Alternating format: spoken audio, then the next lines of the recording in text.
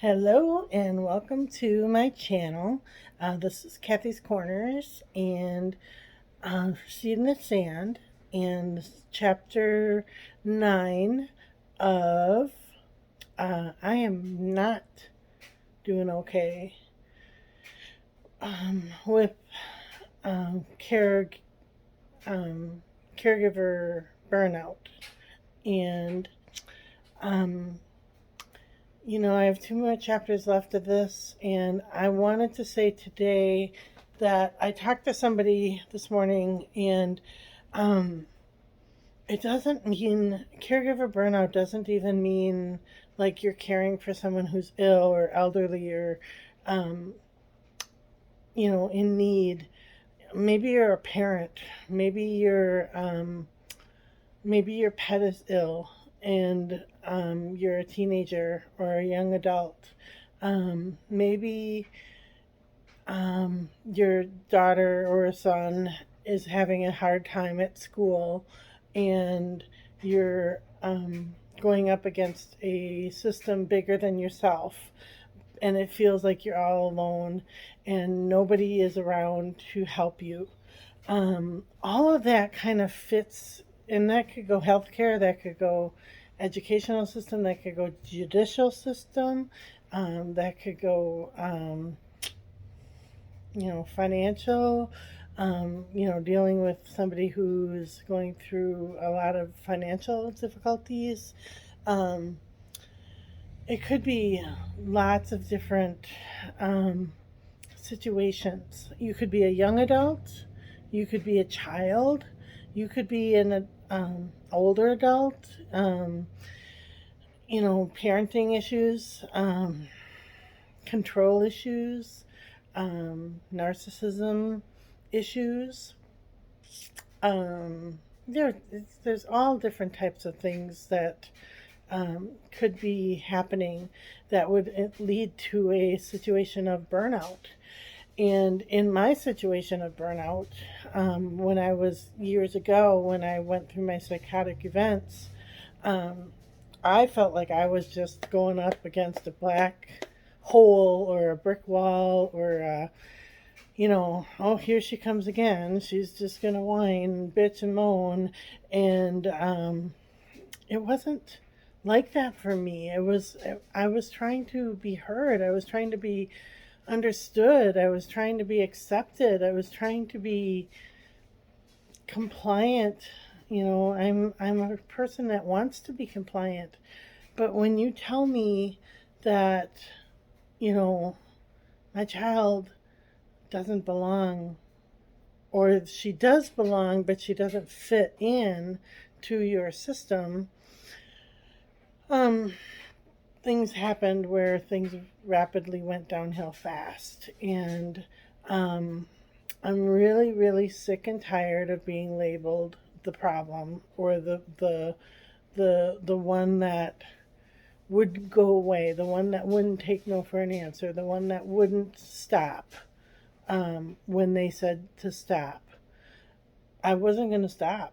I wasn't. And it burnt me out. It burnt me out to the point that I flipped out. I shattered. My mind shattered. My brain fractured.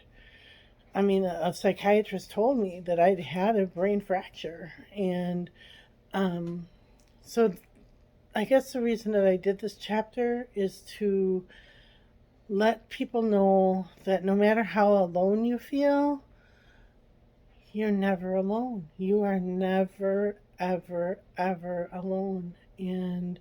Um, and I give you a lot of credit for whatever struggles that you're going through, whether it's within yourself internally or with outside forces in your life, or if you feel as if you're trapped and you can't get out, or if you feel like there's no win situation, no matter what you do, you can't come out on top.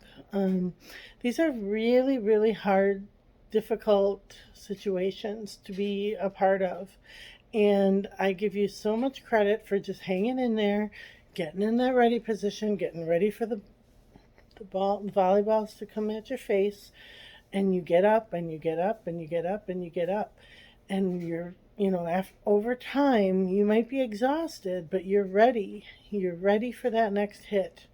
And the hits can't last forever. They will eventually end. Um, when you're like prepared for anything and you don't have to feel like, oh, poor me, this is happening to me again. It's not happening to you, it's coming at you, and you just have to be prepared to hit that ball to, in volleyball words, to the setter, who will then set it to the hitter, and the hitter will do the spike or the whatever it's called. I'm so far out of the loop of volleyball terms, the kill or whatever you want to call it, where that hit gets you the point and brings you to the lead, to win the game. So yeah, I hope that made sense. And so the bottom card is the Two of Pentacles, and that means like you have one side that's good things in your life, and one side that's bad, like not things that aren't going well in your life, or you have decisions to make, or you have to balance and juggle, and you have to decide, make a decision of what's best for you for your life. So that is the Two of Pentacles, I believe. I hope I said that right. And let's pick a card that's intended for us for today.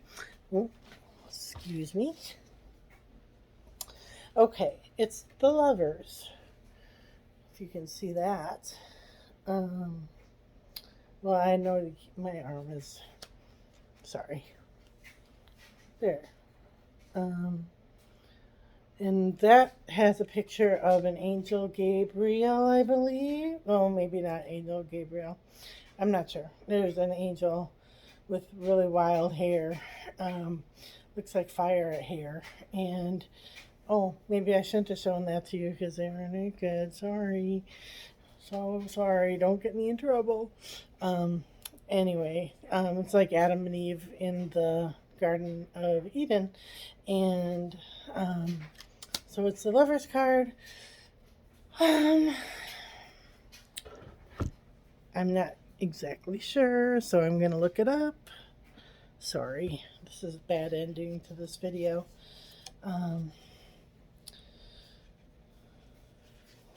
Okay, it says attraction, love, beauty, trials, overcome. Reverse is failure and foolish designs. But it means beauty and love and overcoming challenges and connection and all those kinds of things. So I think that that's a perfect card for what we talked about today, because even if you're in a no-win situation, you can trust that you are not alone. There is a coach or a guide or a angel or God or Jesus or whoever you feel is the creator of yourself. They are with you always, and you might feel like there's no way out, but there is always a way out if you connect and make that connection with your creator. So, all right, I think that's about it for today, and we will talk to you tomorrow.